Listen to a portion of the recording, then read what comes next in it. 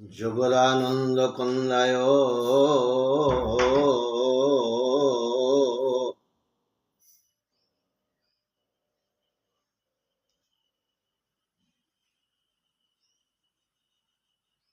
ଓମ୍ ଜଗଦାନନ୍ଦ କନ୍ଦାୟ প্রণতার্থী হরায় প্রণতার্থী হরায় নীলাচল নিবাসায় জগন্নাথায় তে নমঃ।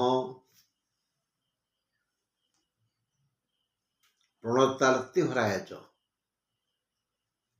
প্রণত আরতি হରଣ କରନ୍ତି ଯେ ପ୍ରଣାମ କରୁଥିବା।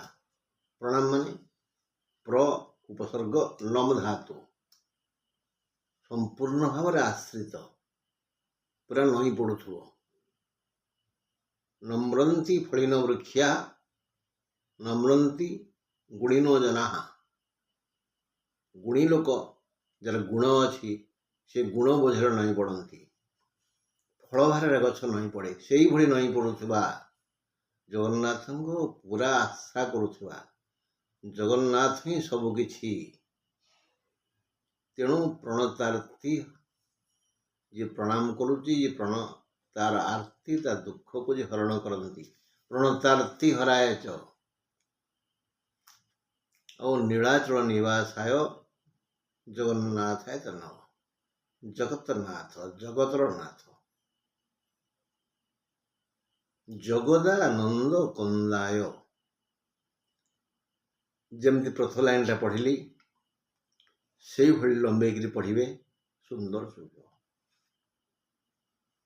ଜଗତ ଆନନ୍ଦ, ଜଗତର ଆନନ୍ଦର କାରଣ ଯେ ସେ ଜଗଦାନନ୍ଦ। ଜଗତ ଆନନ୍ଦ, ଜଗଦାନନ୍ଦ। କନ୍ଦ ଗୋଟିଏ ଭୂମିଜ ଫଳ, ମାଟି ତଳେ ଫଳେ, ଭାରି ମିଠା ଲାଗେ। ଏଇ କନ୍ଦମୂଳ କଥା ନୁହଁ କୁହା ହଉନି, କନ୍ଦମୂଳ କଥା କୁହା ହଉନି। ଗୋଟା ତାକୁ କହନ୍ତି ଶଙ୍ଖ ସାରୁ, ସେଟା ହଉଛି ଭାରି ମିଠା। ଗୋଟେ ରାମକନ୍ଦା, ସେ ଭାରି ମିଠା। କନ୍ଦମୂଳ ତାଠୁ କମ୍। ଏଠି କନ୍ଦ ଅର୍ଥ ହେଲା କ'ଣ? ସମଷ୍ଟି। ଜଗତ ଆନନ୍ଦର ସମଷ୍ଟି। ଯେତେ ଯେତେ ଜାଗାରୁ ଆମେ ଆନନ୍ଦ ପାଉ, ସେ ସବୁକୁ ଯଦି ଏକଜୁଟ କରାଯାଏ, ସେ ସମସ୍ତ ଆନନ୍ଦର ମୂଳ କାରଣ ଯେ, ମୁଖ୍ୟ ଯେ, ସେ ଜଗଦାନନ୍ଦ କନ୍ଦ। ଜଗଦାନନ୍ଦ କନ୍ଦାୟ প্রণতার্থী হরায়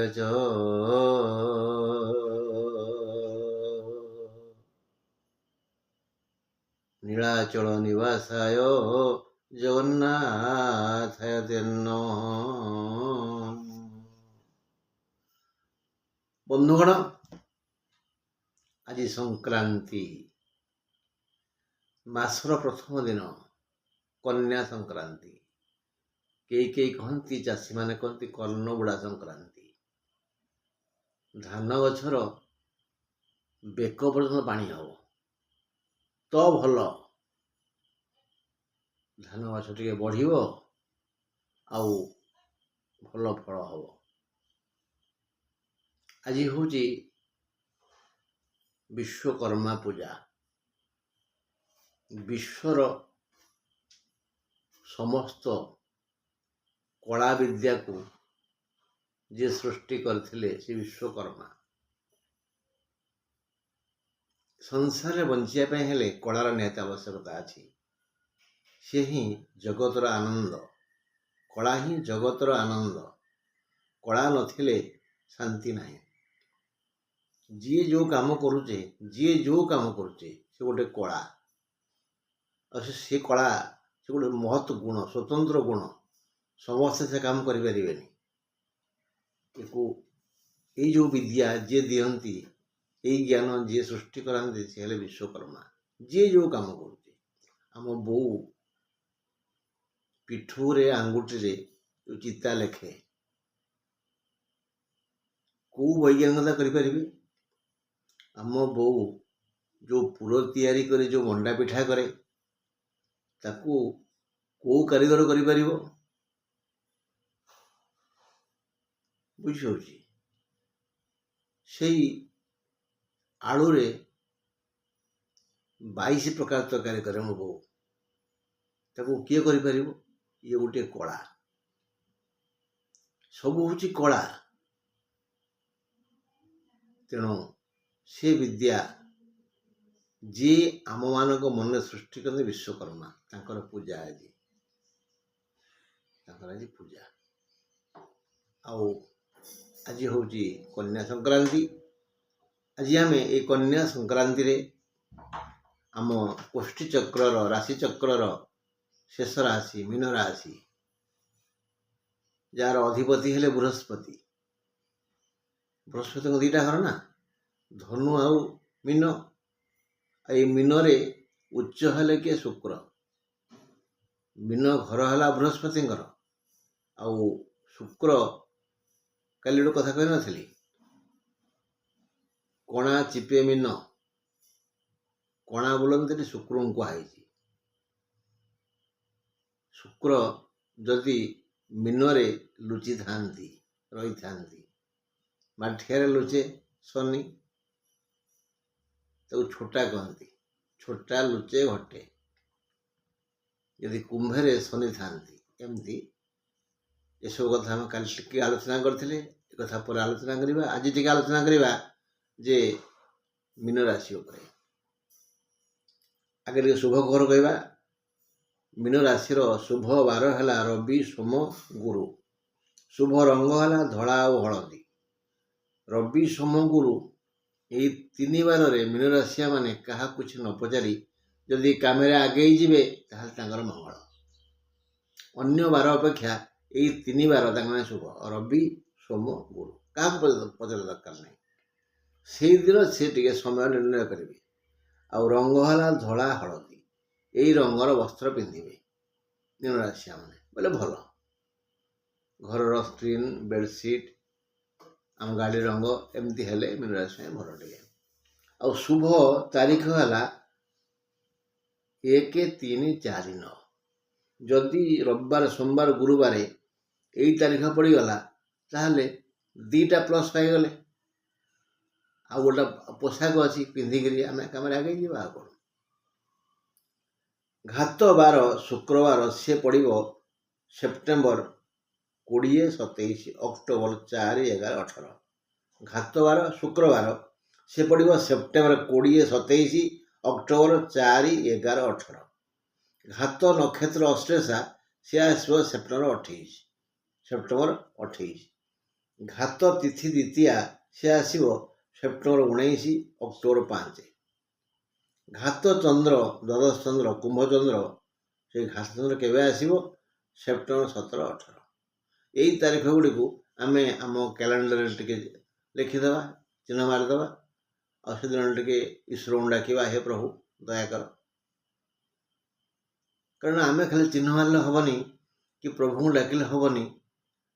ଆମେ ପହରଦିନ ଆଲୋଚନା କରିଥିଲେ 100ଟି ଗାଈ ମଧ୍ୟରେ ଗୋଟିଏ ବାଛୁରୀ ଯେମିତି ତା ମା ପାଖକୁ ଯାଏ ଖୋଜି ଖୋଜିକିରି, ବା 1000 ବାଛୁରୀ ମଧ୍ୟରେ ଗୋଟିଏ ଗାଈ ଯେମିତି ତା ବାଛୁରୀକୁ ଖୋଜି ପାଏ, ସେମିତି ଆମେ ଯିଏ ଯେଉଁ ପୋଷାକ ପିନ୍ଧିଲେ ବି, ଯେଉଁଠି ଲୁଚିଲେ ବି, ଯାହା କଲେ ବି ଆମକୁ ଆମ କର୍ମଫଳ ଛାଡ଼ିବନି।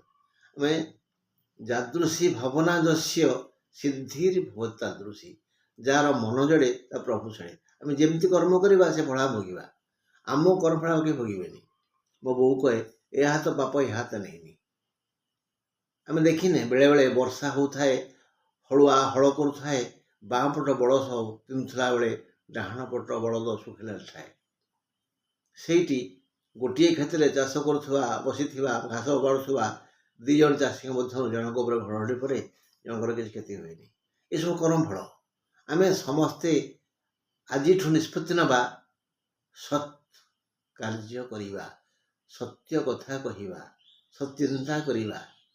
କାରଣ ବ୍ୟାସଦେବ ଲେଖିଲେନି, ପରୋପକାରାୟ ସ୍ୱର୍ଗମ୍ ଆଉ ପରପୀଡ଼ନମ୍ ନର୍କମ୍।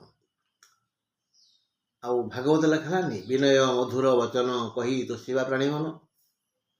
ସବୁଠୁ ବଡ଼ କଥା ଆମେ ଅବହେଳା କରୁଛେ ଯେ ଯେଉଁ ପିତାମାତା ଆମକୁ ମଣିଷ କଲେ, ଦାଣ୍ଡରେ ଠିଆ କଲେ, ପାଠ ପଢ଼େଇଲେ, ଖାଇବାକୁ ପିଇବାକୁ ପିନ୍ଧିବାକୁ ଦେଲେ। ଯେତେବେଳେ ସେ ଅସହାୟ ହେଇଗଲେ, ଯେମିତି ମୂର୍ଖ ଚାଷୀ ହଡ଼ାକୁ ବିକିଦିଏ, ଯେଉଁ ହଡ଼ା ହଳ କରି ଆମ କ୍ଷେତରେ ଆମକୁ ଫସଲ ଦେଲା, ସେ ବୁଢ଼ା ହେଇଗଲା, ତାକୁ ବିକିଦିଅ, ତାକୁ ନେଇକରି କଂସେଇ ହାଣି ମାରି କାଟି ଖାଉ। ଏଇଟା ମୂର୍ଖା ବି ଯେମିତି ବାର୍ଦ୍ଧକ୍ୟ ବୟସ ଆସିଲେ ଯେଉଁ ମୂର୍ଖ ପୁଅ ନିଜ ପିତାମାତାଙ୍କୁ ଅବହେଳା କରନ୍ତି, ସେ ଜାଣିପାରୁନାହାନ୍ତି ଯେ ୟା ପରେ ସେ ବାପା ହେବେ, ଆଉ ସେ ବାପା ହେଲେ କ'ଣ ଦୁଃଖ ଭୋଗିବେ। ତାଙ୍କ ପୁଅ ତାଙ୍କ 6 ଗୁଣ ଦୁଃଖ ଦେବ।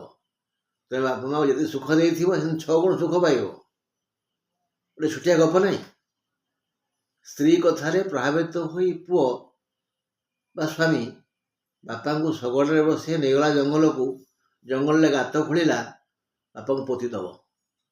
ସ୍ତ୍ରୀ କଥାରେ ପ୍ରଭାବିତ ହେଲା, ବୁଦ୍ଧି ନାହିଁ। ଆରେ ସେ ପର ଝିଅ, ସିଏ ତ ବାପାର ମମତା ପାଇନି, ମାଆର ମମତା ପାଇନି। ସାଙ୍ଗରେ ଏ ଲୋକଟି ଯିଏ ନେଇଥିଲା ତା ବାପାକୁ ପୋତିବା ପାଇଁ, ତା ପୁଅ ଯାଇଥିଲା।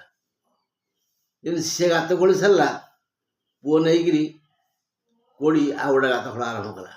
ବାପା ପଚାରିଲା ପୁଅକୁ, ଆରେ ଧନ, ସେ ଗାତ କାହିଁ ଖୋଳୁଛୁ? ନା ତମେ ଗାତ ଖୋଳୁଛ? ନା ତୋ ଜେଜୁଙ୍କୁ ଆଣିଛି ଏଠି ପୋତି ଦେବି। କାହିଁକି ପୋତିଦେବ? ନା ସିଏ ବହୁତ ନା ରୋଗରେ କଷ୍ଟ ଭୋଗିଲେଣି, ତାଙ୍କ ଦୁଃଖ ମୁଁ ଦେଖିପାରୁନି। ତାପରେ ତ ବହୁତ ଖାଲି କେଁ କେଁ କେଁ ହେଉଛି, ମୋତେ ବସେଇ ଉଠେଇ ଦେଉନି, ଶୋଇ ଦେଉନି। ଅଫିସରୁ ଆସିଲେ ଘରେ ଥିଲେ, ଆଉ ମୁଁ ଆଉ ସମ୍ଭାଳି ପାରୁନି। ସେଇଆ ପରା। କ'ଣ ସେଇଆ? ନା ତମେ ଗୋଟେ ବଡ଼ ଲୋକ, ତମ ବାହୁରେ ବହୁତ ବଡ଼, ତମେ ସିନା ଶଗଡ଼କୁ ଟାଣି ଟାଣି ନେଇ ଆଇଲ, ହେଲେ ମୁଁ ତ ଛୁଆ ପିଲା ନା। ତମେ ଯଦି ଆଜି ମରିଯାଅ, ଘରେ ମୁଁ କ'ଣ କରିବି? ଏଇଠି ତମେ ତମ ବାପାଙ୍କୁ ପୋତି ଦିଅ, ମୁଁ ମୋ ବାପାଙ୍କୁ ପୋତି ଦେବି। ଗଲା ଆଉ କ'ଣ, ସଇଲା ଆଉ। ସେଇଠି ପୁଅର ଜ୍ଞାନ ଜାଗ୍ରତ ହେଲା ଯେ ମୁଁ ବାପାଙ୍କ ପ୍ରତି ଅବହେଳା କରୁଛି। ମୁଁ ଯାହା କରିବି ମୋ ପୁଅ ସେୟା କରିବ। କର୍ମଫଳ କାଉ ଛାଡ଼ିନି ପ୍ରଭୁ। ତେଣୁ ବନ୍ଧୁ, ଆସନ୍ତୁ ଶୁଣିବା। ଆଜି ଆମେ ଅନ୍ତିମ ରାଶି ମୀନ ରାଶି ଉପରେ ଆଲୋଚନା କରିବା। ଆଜି ସେପ୍ଟେମ୍ବର 16 ତାରିଖ। ଆଜିଠାରୁ ଅକ୍ଟୋବର 16 ଯାଏ ମୀନ ରାଶିର ବ୍ୟକ୍ତି ସମୂହଙ୍କର ଦୁଃଖ ଓ ସୁଖକୁ ନେଇ ଏକ ଦୀର୍ଘ ଆଲୋଚନା କରିବା। ମୀନ ରାଶିର ଅଧିପତି ବୃହସ୍ପତି, ସେ ଏବେ ବୃଷରେ। ମୀନ ପାଇଁ ତୃତୀୟ ବୃହସ୍ପତି, ତୃତୀୟସ୍ଥ ବୃହସ୍ପତି ଜାତକକୁ ରୋଗଗ୍ରସ୍ତ କରିଥାନ୍ତି। ବୃହସ୍ପତି ମୀନର ଅଧିପତି, ସେ ବୃଷରେ। ମୀନ ମେଷ ବୃଷ, ମୀନରୁ ଗଣିଲେ ତୃତୀୟ ହେଲା। ବୃହସ୍ପତି ତୃତୀୟ ହେଲେ ରୋଗଗ୍ରସ୍ତ କରିଥାନ୍ତି। ତେଣୁ ଯେଉଁ ମୀନରାଶିଆ ମାନେ ବିଭିନ୍ନ ରୋଗର ଶିକାର ହେଉଛନ୍ତି, ସେମାନଙ୍କ ଜାତକରେ ବୃହସ୍ପତି ନିଶ୍ଚିତ ଭାବରେ ଅଶୁଭ ସ୍ଥାନରେ, ଶତ୍ରୁ ଘରେ, ଅଶୁଭ ଦୃଷ୍ଟିରେ, ନିଚରେ ଥିବେ, ଯାହାଫଳରେ ଦୁଃଖ ଭୋଗୁଛନ୍ତି। ମାତ୍ର ବୃଷରେ ରହି ସେ ସପ୍ତମକୁ ମାନେ କନ୍ୟାକୁ ଦେଖୁଛନ୍ତି, ଏଣୁ ବିପରୀତ ଲିଙ୍ଗର ମଙ୍ଗଳ ହେବ। ମୀନରାଶିଆ ମାନଙ୍କର ବିପରୀତ ଲିଙ୍ଗ ଯଦି ପୁରୁଷ ସେ ହେଇଥିବେ, ତାହେଲେ ତାଙ୍କ ସ୍ତ୍ରୀଙ୍କର, ଯେ ସ୍ତ୍ରୀ ହେଇଥିବେ ପୁରୁଷଙ୍କର ମଙ୍ଗଳ ହେବ। ବୃଷରେ ଥାଇ ବୃହସ୍ପତି ସପ୍ତମକୁ ଦେଖୁଛନ୍ତି। ଧର୍ମ କାର୍ଯ୍ୟ କରି ଭାଗ୍ୟର ବିକାଶ କରିବେ, ସେ ନବମକୁ ଦେଖୁଛନ୍ତି। ବୃଷରେ ଥାଇ ସେ ନବମକୁ ଦେଖୁଛନ୍ତି।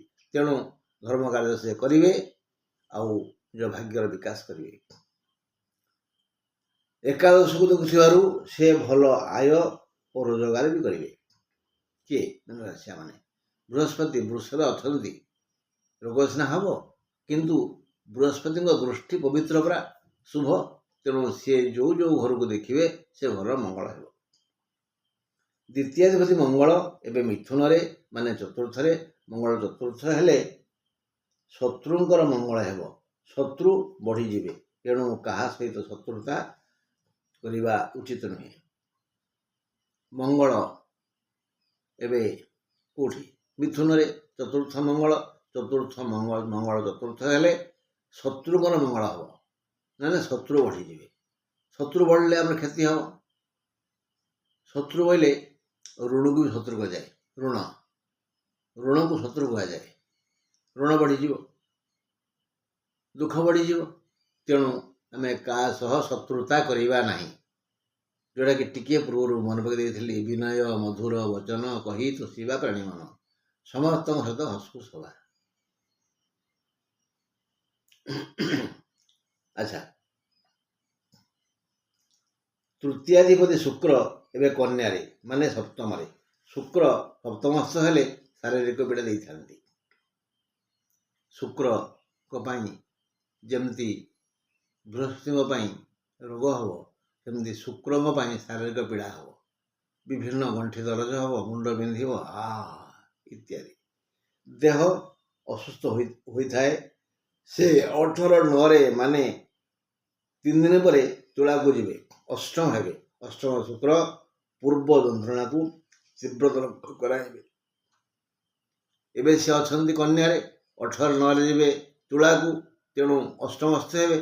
अष्टम शुक्र पुराणा व्यथा जंत्रणा को बढ़ाई देवे। शुक्र 13/10 बिछा को जीवे नवम हे। शुक्र नवम हेले सुख दे थांती।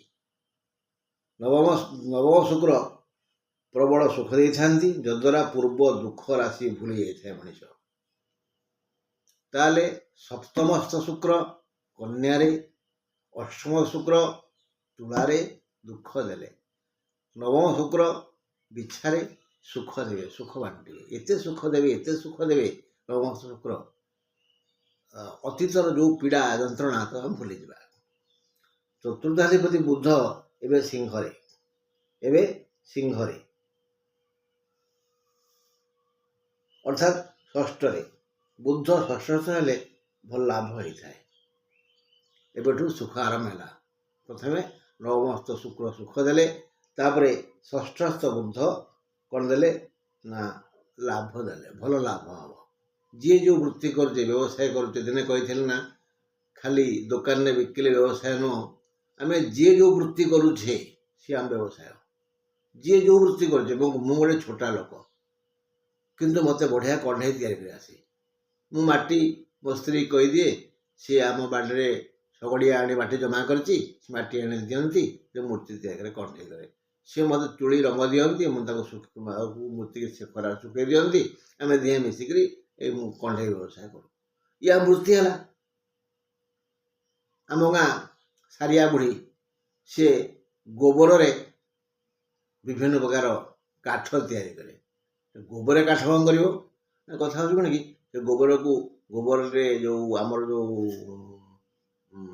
धान समय अगाड़ी मिले गोबर अगाड़ी के मिसई दिए कंचा गोबर बड़ी बड़ी कर चाखेंडे हाथिया लंबा कर दिए जत्न सहित खरार सुखे दिए बस से सुखीगला सैला हार्ड होगला कठिन होगला तेणु से लंबा लंबा काठ आकार बिक्री करे सी गोटे कला सी वृत्ति है। गाँव में समझे कहती ए गोबर मौसी इत्यादि। अच्छा, बुध जे सुख देवे से 21/9 कन्या बुझे सप्तम हे। बुध सप्तम हेले अशुभ फल दे था बस 21/9 पुणी अशुभ हम मानसिक और शारीरिक व्यथा बढ़ी थाए। बुध नवम हेले बुध सप्तम हेले कौन करेंगे ना अशुभ फल देवे शारीरिक और मानसिक व्यथा बढ़ी। बुध 10/10 अक्टोबर 10 तुला को जीवे माने अष्टमस्थ हे। अष्टमस्थ बुध धन दे था मझे टे दुख देवे धन देवे किए बुध बुध धन देवे। षष्ठपति रवि आज कन्या रवि मासाधिपति से गोटे मास कन्या रे से सप्तम रवि सप्तमस्थ हेले दूरयात्रा जोग आसी थाए या भ्रमण जो कहती। रवि आज कन्या रे मीन राशि सप्तम हे। रवि सप्तमस्थ हेले भ्रमण जोग आसता है दूर जगह बुली जावार सुजोग आसे। आउ यही भ्रमण जदि आम कर्म भल करथिबा मंदिर को जीवा तीर्थ को जीवा नहले वृथा कष्ट भोगिबा। मात्र शुभ समय रविंकर चलन हेतु रवि मास सारा धन देवे। रवि मास सारा धन देवे दुख दूर हो रवि मीन राशि मैंने मास सारा धन पाइबे। केतु कन्या सप्तमस्थ केतु सब हानि करेंगे केतु सब हानि हम। काली जो तुला राशि उपर कही शुक्रवार कही बोधे हाँ से कुंभ राशि कुंभ राशि को मैं केतु अष्टम चर्म रोग हम काली महिला मैं रात फोन कर कहले आज्ञा ओहो मो देह सारा खाली जादू हो तार मूल कारण केतु आगे न अष्टमस्थ केतु कुंभ राशि हेले ये सप्तमस्थ केतु वर्तमान से हानि करेबे सप्तमस्थ केतु सबू हानि कर माने मानहानि स्वास्थ्य हानि बंधु हानि इत्यादि मात्र कन्या गत हेतु कन्या केतु अच्छा सी ये हानि भितर मीन राशि धन देवे केतु मीन राशि धनी हो हाँ जो दीप से आसूची बर्तमान मीन राशि को तार मूल कारण है केतु जदि से मीन राशि मैंने जदि यह जानी गणेश को दुब चाउल पूजा करती सिंदूर दियंती नाली फूल दियंती ओम गंग गणपति बारंबार जपंती ताहले धन बढ़ी सब जाक विश्वास श्रद्धा आवश्यक हे मीन राशि बंधुगण जदि धन चाहूच गणेश को खुशी कराओ दुब चाउल दियो सिंदूर दियो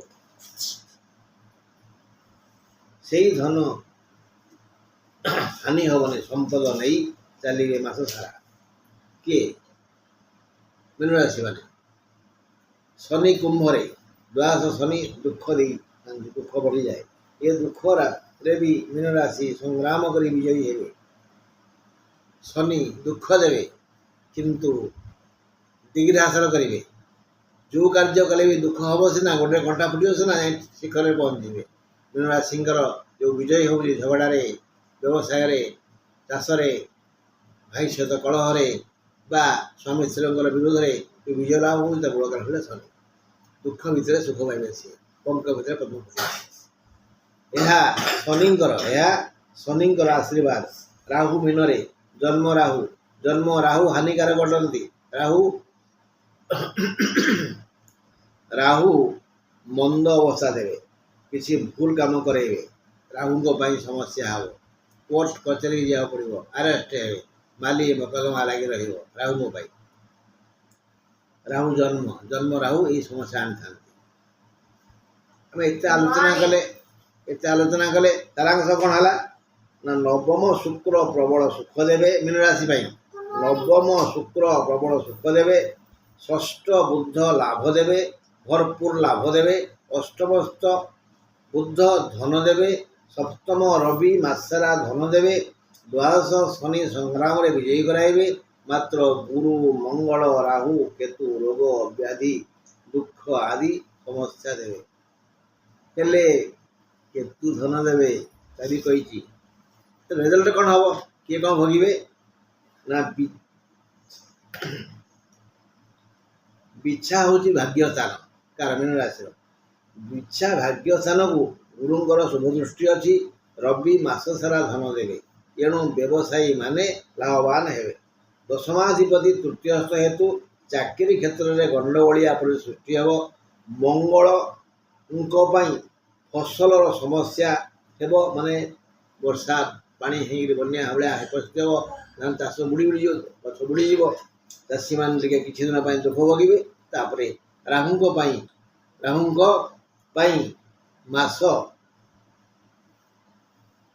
माली मकदमा भली हीन कार्य फसीजे माली मकदमा भली हीन कार्य फसीजे राहु तेणु चुप रहतु मौनी न हाँ कलह नास्ती जी जहाँ कह कहू राइट ए मो कौ शुभुज ना रे कहल कि ए कान भल ना मोर टे शुभिलानी आउे कहल रोल चुपचाप ना समस्या सृष्टि हो षष्ठस्थ और अष्टमस्थ बुधों कौन सी समस्या नहीं आप समस्या सम्मुखीन हे सम्मान हानि हम व्यक्ति साहाय्य हाथ बढ़ाइबे बुद्धों कौन सी सम्माननीय व्यक्ति बुद्धों कौन सी सम्माननीय व्यक्ति साहाय्य हाथ बढ़ाइबे तेणु बहुत मंगल हे उन्नति हे द्वादश शनि हेतु बहु व्यय हम सप्तम रवि शुक्र और केतु हेतु सप्तम को दृष्टि हेतु कार शुभ हम महिला माने शांति और सुखवाद करेंगे छात्र छात्री मंगल हे ବ୍ୟବସାୟୀଙ୍କ ଲାଭ ହେଲା, ଚାଷୀଙ୍କର ଟିକେ ଦୁଃଖ ହେବ ଅଳ୍ପ ଦିନ ପାଇଁ, ଛାତ୍ରଛାତ୍ରୀଙ୍କ ମଙ୍ଗଳ ହେଲା। ଆଉ ସମସ୍ତ ପ୍ରକାର ମହିଳା ଯିଏ ଯେଉଁ ବର୍ଗରେ ଅଛନ୍ତି, ଯେହେତୁ ସପ୍ତମରେ ଅଛନ୍ତି ତିନୋଟି ଗ୍ରହ, ଆଉ ସେ ସ୍ଥାନକୁ ଦୃଷ୍ଟି ଅଛି କାର ବୃହସ୍ପତିଙ୍କର, ତେଣୁ ସେମାନେ ଟିକେ ସୁଖରେ ରହିବେ। ତେଣୁ ମୀନ ରାଶି ବିଷୟରେ ଆଲୋଚନା କଲି। ଆସନ୍ତାକାଲି ଯଦି ଈଶ୍ୱର ଦୟା କରନ୍ତି ତାହେଲେ ମୁଁ ମୀନ ରାଶି ଆଉ ବୃହସ୍ପତି ଉପରେ ଜୀବନ କହିବି। ରହିଲି। Good morning.